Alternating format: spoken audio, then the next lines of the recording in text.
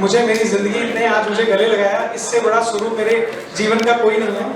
क्या कर रहे हो यार? पद्मा जी, आप कैमरा हिला रहे हो मेरा। तालियों के साथ पद्मा जी का स्वागत कीजिए। उन्हें मैं सादर प्रणाम करते ऊपर बुलाऊं। रमन भाई,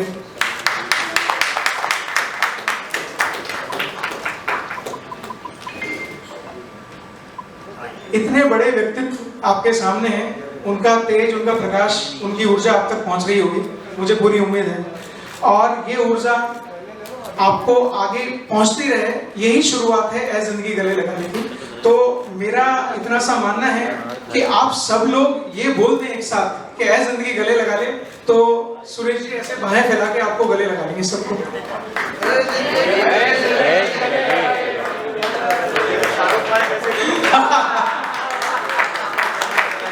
बहुत बढ़िया। तो हमारी टीम से सचिन का भी मैं स्वागत करूंगा। लाइट ज्यादा नहीं लग रही है, पे ज्यादा लाइट बाकी रखते हैं। सुरेश जी का स्वागत करें। कितना गंदा कलर है। सचिन सर इकडे बघा, द्या चलाने ही नहीं आता है। खाली लोक इकडे आहे। अच्छा तो मोहन भाई का लग रहा है।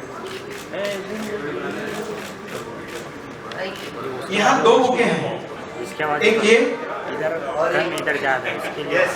ये हमारे सबसे बड़े नींव के प्रश्न, सबसे बड़े फूल। आप बैठ जी सर।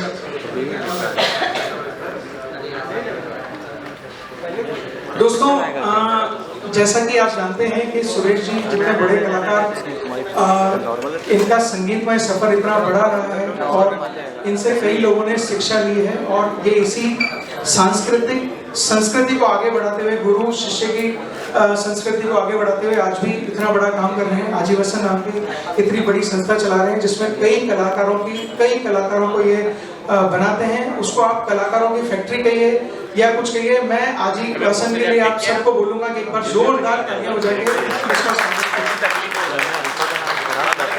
दोस्तों, मेरे पास शब्द नहीं है, कोई जो कुछ है विदाउट स्क्रिप्ट मैं बोल रहा हूँ, क्योंकि जो भी इन्हें देखकर मेरे दिल में आता है मैं उसे विदाउट फिल्टर मेरे दिमाग से सीधे दिल से बोल देता हूँ।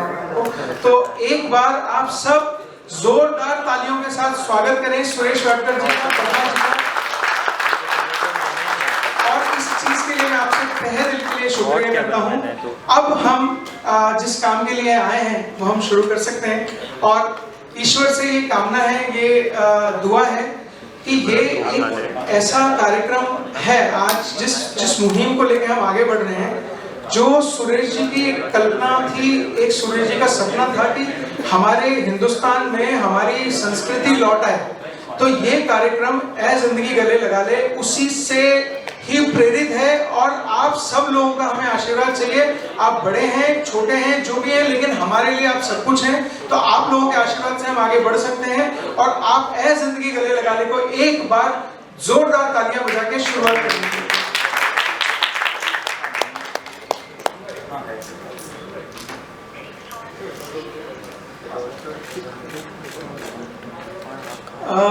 माफी चाहूंगा अगर कुछ चीज रह गई हो तो मुझे क्षमा कीजिएगा।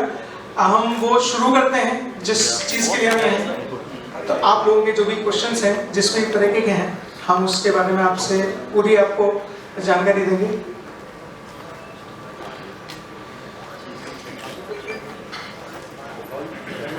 इसी गाने का एक एक्सपीरियंस हम बताइए। इसी गाने का अरे क्या एक्सपीरियंस, आज भी ताज़ा है। मेरे ख्याल से तकरीबन 37-38 साल हो रहे इस गाने को, और मैं पहली बार राजा साहब से मिल रहा था। इलैयाराजा जी जो भारतवर्ष के one of the top most और हाईएस्ट टैलेंटेड संगीतकार, जिन्होंने मुझे खूबसूरत गाना दिया। जब पहली बार मैं मिला, सिंपल सा आदमी, छोटी कद, सफ़ेद कुर्ता और लुंगी सफ़ेद और भस्म लगाया हुआ था। और ऊपर वाला साक्षी है, मैं बहुत ज़्यादा उनके बारे में नहीं जानता था, क्योंकि साउथ इंडियन फिल्म्स की तरफ म्यूजिकली मैं बेध्यान था। एक तो सबसे पहले लैंग्वेज की प्रॉब्लम थी, मगर संगीत तो सारे वर्ल्ड में वही है, सारे गामा पादा नीचा सानी तबा माड़ा रेसा। मगर होता है ना कि एक वर्ड समझ में आए म्यूजिक के साथ साथ, तो उस गाने का ज़्यादा मज़ा आता है। तो राजा साहब को मुझे उत्तम सिंह जी हमारे संगीतकार हैं और केसी लॉर्ड, वो दोनों जने लेके आए थे कि इनके सदमा के 2 गाने गाने हैं, नई फिल्म है और पहली हिंदी फिल्म कर रहे थे राजा साहब। मगर इतना मज़ा आया, मुझे याद है ऐ जिंदगी जब गाना रिकॉर्ड हो रहा था, कोई 150-200 म्यूजिशियंस थे और उसके अलावा गाना सुनने के लिए हमारी इंडस्ट्री के बहुत बड़े बड़े म्यूजिशियंस, कुछ म्यूजिक डायरेक्टर्स खाली गाना सुनने आए थे कि राजा साहब किस तरह काम करते हैं। आप सोचिए वो मंजर क्या होगा। वो बहुत बड़ा उत्सव था फिल्म सेंटर में। और मजे की बात है कि पहले 2, 2.5, 3 साल, हालांकि ये गाना बहुत पॉपुलर है, ये मुझे मालूम ही नहीं था, ध्यान ही नहीं आया, क्योंकि आप सबकी दुआओं से रोज कभी कभी 3-3, 4-4 गाने गाया करता था मैं, इस स्टूडियो से उस स्टूडियो। जब एक प्रोग्राम में, शायद दिल्ली में था ये प्रोग्राम, और स्टेज पे मुझे कम से कम नहीं तो भी 50 चिट्ठियां आई थी कि ऐ जिंदगी गले लगा ले, गाना आप गा नहीं रहे हैं। तो मेरा ध्यान गया, ये तो राजा साहब का गाना है। आप बिलीव नहीं करेंगे, मैंने अनाउंस किया कि भाई लोग, ये गाना मुझे, वर्ड्स मेरे पास नहीं है, क्या कोई मुझे वर्ड्स दे सकता है? तो मैं 1-2 गाने के गैप के बाद मैं ये गाना कोशिश करता हूँ गाने की। आप सोच नहीं सकते, 7वें या 8वें मिनट में एक खूबसूरत सी लड़की गाना लिख के लेके आई, तो और ज्यादा अच्छा लगा। और फिर मैं अंदर गया, गाना 2-3 बार सुना मैंने, और फिर मैंने आके वो गाना गाया, और मुझे 3 बार गाना गाना पड़ा। तो आप सोचिए उस गाने की क्या पॉपुलैरिटी हो सकती है। और ईश्वर जब दूसरे ईश्वर से मिलते हैं तो आपस में एक दूसरे की चीजें से वो होती हैं। उस टीम में एक 14 या 15 साल का बच्चा था, वो कीबोर्ड बजाता था, बहुत बढ़िया कीबोर्ड बजाता था, इतना बढ़िया कीबोर्ड बजाता था। उसका नाम था दिलीप, 12 साल का, 12 या 13 साल का। आप सोचिए, एक नाम था उसका जो बाद में पता चला। आप सोचिए उसका क्या नाम था, वो ए आर रहमान साहब। तो आप सोचिए कि मतलब ये ऐसे कुछ, बस इसी तरह के कुछ किस्से, कहानियां, अनकही कहानियां हमारे इस प्रोग्राम में आएंगी। यही इसका थीम है, यही है कि आप लोग सब एंजॉय करेंगे अपनी लाइफ को। जिस प्रकार से आप भी समझते हैं कि हमारी लाइफ में कितनी परेशानियां हैं, लेकिन कुछ छोटी सी खुशियां हमारी उन सब परेशानियों को दूर कर देती है। वही है ये जिंदगी गले लगा ले विद सुरेश वाडकर साहब। और ये मेरा वादा है दोस्तों आपसे कि इस प्रोग्राम में जितना सुरेश वाडकर साहब ने जान डाली है, मैं इतना बता सकता हूं कि आप सबकी जिंदगी, आपकी जिंदगी आपको गले जरूर लगाएगी। और बहुत खट्टे मीठे हमारे जो अनुभव है, किस्से हैं, वो इस प्रोग्राम में आने वाले हैं, जो हो सकता है आप लोगों ने नहीं सुने हो। तो खट्टे और मीठे, तो आप जान सकते हैं खट्टे में कितनी खटास होगी और मीठे में कितनी मिठास होगी।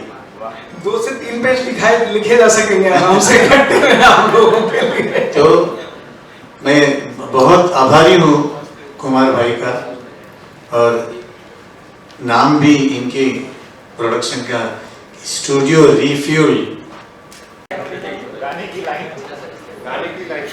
ऐ जिंदगी गले लगा हमने भी तेरे हर एक गम को गले से लगाया है ना। दोस्तों मैं चाहता हूँ ये पूरा ये गूंज उठे, ये इतनी सुरीली आवाज जो आप सुन रहे हैं, वी आर ब्लेस्ड कि सुरेश जी हमारे बीच में लाइव आपको ये गाना देंगे। ये एक बहुत बड़ा आशीर्वाद है। आप उम्र में छोटे भी होंगे और बड़े भी हैं, लेकिन ये आशीर्वाद स्वरूप आप इसे प्लीज लीजिए और एक जोरदार ताली बजा दीजिए। कुमार जी इसमें ये मानना है कि स्टूडियो रिफ्यूल का मतलब सिर्फ ये था कि आप सब लोगों को जो आप डिजर्व करते हैं ऐसा संगीत दोबारा से दिया जाए, और इसी मुहिम को लेके हम लोगों ने ये शुरू किया। और ये फ्यूल जो है तो कभी ना खत्म होने वाला फ्यूल है। जो सुर का फ्यूल होता है ना, ये भाई आए मेरे पास, सुरेश जी हम लोग ऐसा तो 2 सेकंड के लिए मुझे लगा कि अरे वाह, ये तो बहुत ही अच्छी बात है। और रेडियो के लिए मैंने कभी फौजी भाइयों के लिए गया था, या कोई इंटरव्यू हो उसके लिए गया था, मगर ये प्रोग्राम जो होगा कि मैं अपने खट्टे मीठे किस्से गानों के साथ मैं लोगों को सुनाऊंगा, और ऐसे गाने हैं जो लोगों ने सुने होते हैं। बहुत बाज़ वक्त ऐसी चीजें होती है कि मैं कहीं जाता हूं और समझ लीजिए इंडिया में भी या इंडिया के बाहर कोई गाना गाता हूं तो सडनली लोग एक दूसरे को देखते हैं, अच्छा ये इन्होंने गाया हुआ है। तो ये कब पॉसिबल होता है? जब आपके गाने रेडियो में बहुत ज्यादा बजे जाते हैं। दोस्तों ये बहुत बड़ा सच है, रेडियो हमारी जिंदगी का एक इतना बड़ा आयाम है। मेरा ये मानना है कि कोई भी किसी भी तरह के क्वालिटी का चीज आप रिपीटेटिव बजाएं तो एक पल को ये लगने लगता है कि हाँ ये अच्छा है, लेकिन आप अच्छी चीज को, बेहतरीन चीज को और इतनी सुरीली चीज को आप बार बार बजाएं तो यही इसकी मर्म है, यही इस प्रोग्राम की आत्मा है कि किसी भी प्रकार से ये प्रोग्राम रेडियो पर आए, आप वो सुरीले गाने, वो सुरीला संगीत दोबारा से सुनना शुरू करें। ये मुहिम में आप सब लोगों का साथ 95% है जो दूसरा कंटेंट देते हैं। मैं उसके बारे में कुछ ज्यादा नहीं बोलूंगा, लेकिन हम 5% पे हैं। अब ये 5% कैसे उन 95% को जीत पाए, उसमें सिर्फ और एक ही साथ दे सकते हैं, वो सब आप लोग हैं। मैं आप लोगों से ये गुजारिश करूंगा दोस्तों कि इस पूरे प्रोग्राम का मर्म समझें, सुरेश जी की एक साधना समझें इसको, कि वो इस अपने हर एक क्षण को वो संगीत के साथ जीना चाहते हैं। मैं ये चाहता हूं कि सुरेश जी का कल बर्थडे, हम सुरेश जी के साथ जीवन भर रहे हैं, वो उनकी उम्र, हमारी सबकी उम्र भी लग जाए, वो इतना आगे व्यक्तित्व को बढ़ाएं और इस मुहिम को इतना आगे चलाएं। बस ये सब आप लोगों का आशीर्वाद, आप सबों की दुआ से है। इसके लिए मैं आपसे बहुत बहुत धन्यवाद बोलता हूं आपको, और ये आप साथ दें इस मुहिम में तो हम लोग आगे बढ़ जाएंगे। सुरेश जी अरिजीत ने भी ये गाना गाया है, तो आपको उनकी गायकी के बारे में क्या कहना? खैर वो तो किसी इसके लिए मोहताज नहीं है, लेकिन क्या कहना चाहेंगे? बहुत अच्छा गाने वाला लड़का है, और मुझे अगर पूछें तो बहुत तैयार सिंगर है वो। तो क्लासिकल भी ऐसा गाता है कि आदमी हैरान हो जाए। तो और हमारे बेटों जैसा है, पद्मा को तो अभी भी वो मॉम ही बोलता है, क्योंकि उसके फेम गुरुकुल में ये उसकी मेंटोर थी। क्या बात है। सबसे ज्यादा दुख लगा जिस दिन उसको इन्होंने निकाल दिया 5वें नंबर पे, 6वें नंबर पे। पद्मा इतना रोई थी आके घर में और मुझे रोज कहती थी कि सुरेश जी आप उस लड़के को सुने आप, क्योंकि वो सही में म्यूजिकल दुनिया में अपने आप में ही मस्त रहता था। वो बाकी के बच्चे हो सकता है मस्ती कर रहे हुए उधर, ये एक कोना पकड़ के सुरमंडल लेके गाने का रियाज करते बैठता था। जब उसका मैंने गाना सुना ऐ जिंदगी, बहुत खूबसूरत लगा। उसने अपनी आवाज में एक बहुत खूबसूरत उसका गुलाब बनाया था उसने, जो हमको बहुत अच्छा लगा। भगवान उसकी हमेशा रक्षा करे और वो भरपूर गाते रहे, ये हमारी ख्वाहिश है और उसका आशीर्वाद है। अच्छा, मेरे 2 सवाल हैं। ये कौन से रेडियो पे आएगा? विल इट बी नेशनली और internationally? It will be national. मैं माफी चाहूंगा बीच में जाना, रिवील अभी इसलिए नहीं कर रहा हूँ कि कुछ चीजें पर्दे के पीछे रहें तो उनका आनंद कुछ और ही आता है। तो अभी ये एपिसोड्स अगले वीक से बनना शुरू होंगे, लगभग 200 एपिसोड हम लोग बना रहे हैं। ये प्रोग्राम दर्शकों के सामने या रेडियो पे जब भी है, ये मेरे ख्याल से आप ये मान के चलिए कि दिवाली का हम आप सबके लिए गिफ्ट होगा। बट किस चैनल पे आएगा ये शायद ऐसी एक प्रेस कॉन्फ्रेंस हम करेंगे, उस टाइम पे हम। सुरेश जी, मेरा लास्ट सवाल आपके लिए। आपने कहा खट्टी मीठी बातें बताएंगे आप। मीठी बातें तो खैर बताएंगे ही, खट्टी बातों को कितना एडिट करेंगे? खट्टी बातों को एडिट नहीं किया जाता है, क्योंकि वो होती ही खट्टी है, तो कितना एडिट करेगा इंसान। आई प्रॉमिस कोई खट्टी बात एडिट नहीं होगी। खट्टी बात सुन के ही तो आपके मुंह में पानी छूटेगा, तो उसको तो पूरी बोलनी पड़ेगी। और शायद वो सीख होगी, वो सीख होगी इतने बड़े लेजेंडरी इंसान जिसके लिए खट्टी होगी ना, उसकी जिंदगी बदलेगी। क्यों? क्योंकि उसको किसी ने बोला नहीं कि जब आदमी कलाकार बहुत बड़ा बन जाता है, बहुत आगे बढ़ जाता है, तो उसकी कमियां किसी को नजर नहीं आती, उसकी अच्छे नजर आती है। लेकिन इतना बड़ा लेजेंडरी एक व्यक्ति जब वो खट्टी बात बोलेगा तो वो इतना ज्यादा, मतलब उसको कहते हैं ना चंदन और पानी, वो सब कुछ हो जाएगी, उनकी ग्रोथ और बढ़ जाएगी। देव जी, आप IIT से एंकर और प्रोड्यूसर बन गए, इसके ये कैसे हुआ? देखिए, ये सब माता और पिता का आशीर्वाद होता है। हम तो कुछ होते नहीं, जीन्स होते हैं। आप जो मेरे पिताजी कथावाचक थे और बड़े ही सुरीले गीत भजन गाया करते थे। उसी तर्ज पर हम लोग कुछ आगे बढ़े, लेकिन जीवन देखा जाए तो बहुत कठिन है और देखा जाए तो बहुत सरल भी है। आप कैसे अपनाते हैं इस बात को आपको देखना होता है। बट कठिनाइयों का जो जीवन होता है उसमें बहुत कुछ सीख मिल जाती है इंसान को। तो ये यूँ मान लीजिए कि जैसे किसी को जीन्स में डायबिटीज होती है, किसी को वो होती है। मुझे संगीत नहीं आता है, मैं इतना ज्ञान नहीं रखता संगीत का, लेकिन हाँ, मैं संगीत के लिए जीता हूँ। ये प्रोग्राम यहाँ आना, सुरेश जी तक मुझे पहुँचाना, रमन भाई का माध्यम, सचिन भाई का माध्यम यहाँ तक ले आया, तो मैं खुद नहीं आया। ये किसी ईश्वर की लीला है जिसको मैं सिर्फ, उन्होंने मेरी उंगली पकड़ी और मैं यहाँ तक चलाया। इसमें मेरा कोई योगदान नहीं है, कोई भी योगदान नहीं है सर। मुझे जिस लायक ईश्वर ने बनाया, मेरे माता पिता ने बनाया, मेरे दोस्तों ने बनाया, मैं उसी तर्ज पर आगे बढ़ रहा हूँ। आगे बढ़ने से पहले सुरेश सर चरखा गाना सुनना चाह रहे थे सर, सारे रिपोर्टर्स। उन्होंने पहले ही बोला था कि सर आएंगे तो चप्पा चप्पा चरखा चले। क्या बात है, तैयारी पूरी है।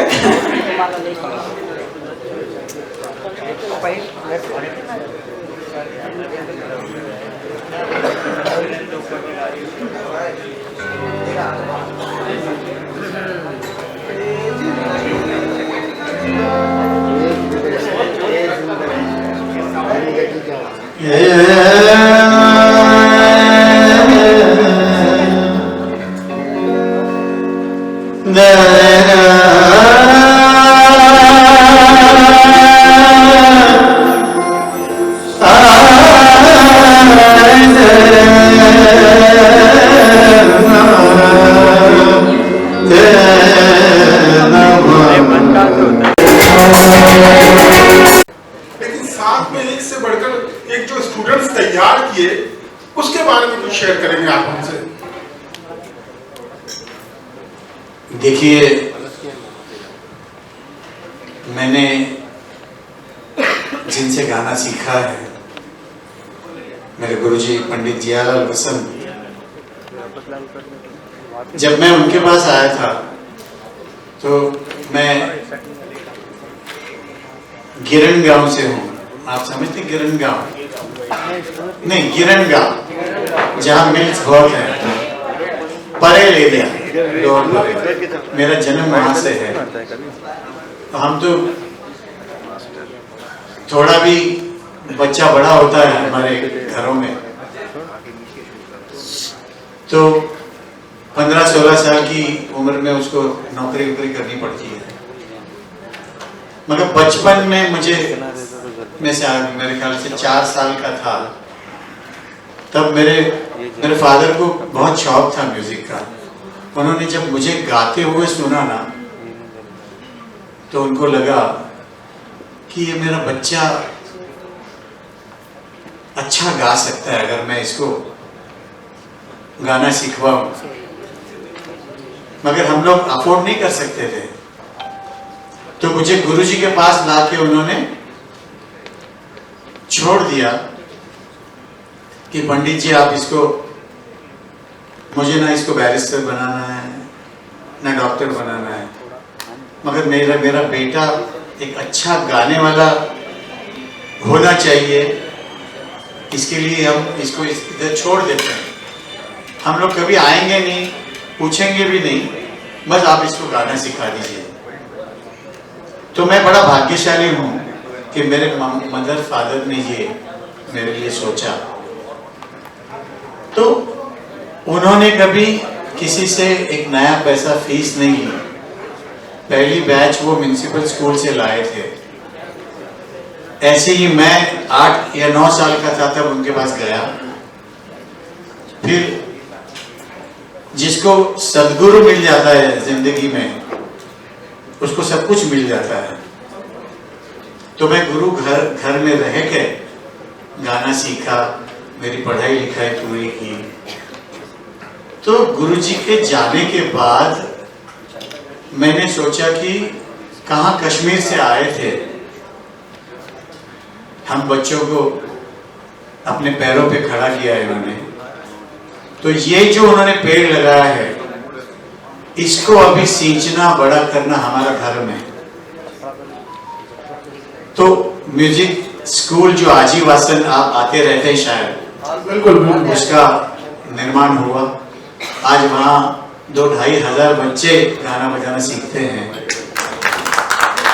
उसी में से मेरे बहुत सारे स्टूडेंट्स जो आप लोग सुन रहे हैं इन दिनों, स्वप्निल बांदोड़कर है, विजय प्रकाश है, राहुल वैद्य है, हमारा श्रेयस पुराणिक है, रविकांत त्रिपाठी है, और अभी आपने नया सुपरस्टार अथर्व बख्शी जो अभी अभी जीता है, वो मेरे आजीवासन का ही स्टूडेंट है।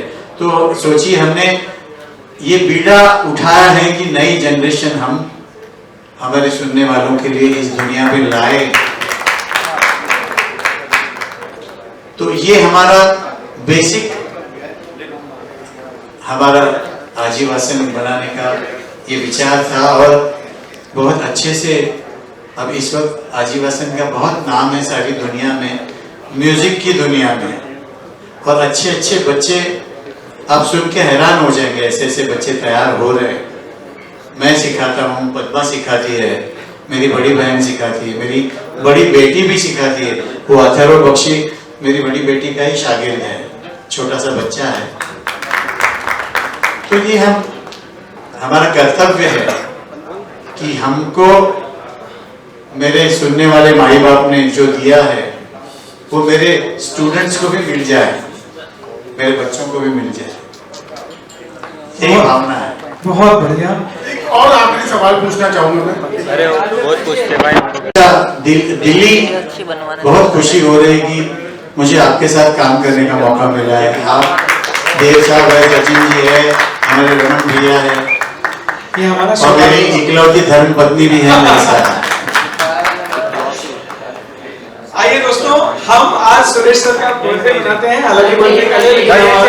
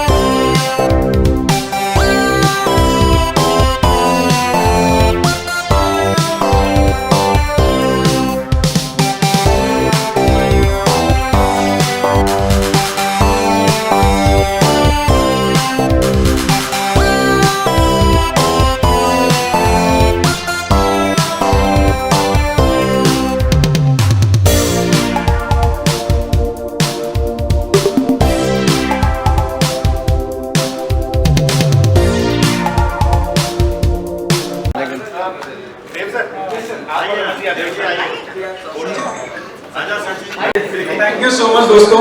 Thank you. फोटो नाही दिला तर काय करणार सर वांडो सर फ्रंटला देणार जी सर वांडो क्या लहान परिवार धन्यवाद चला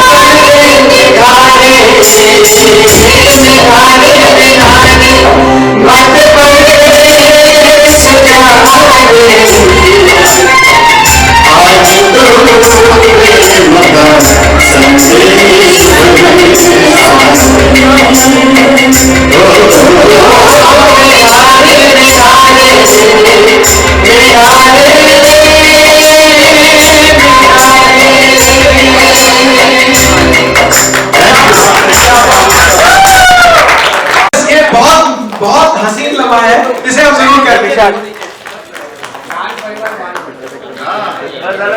ये $100,000 मिलियन की बिक है। हे विशाल सारखी सारखी साबणाची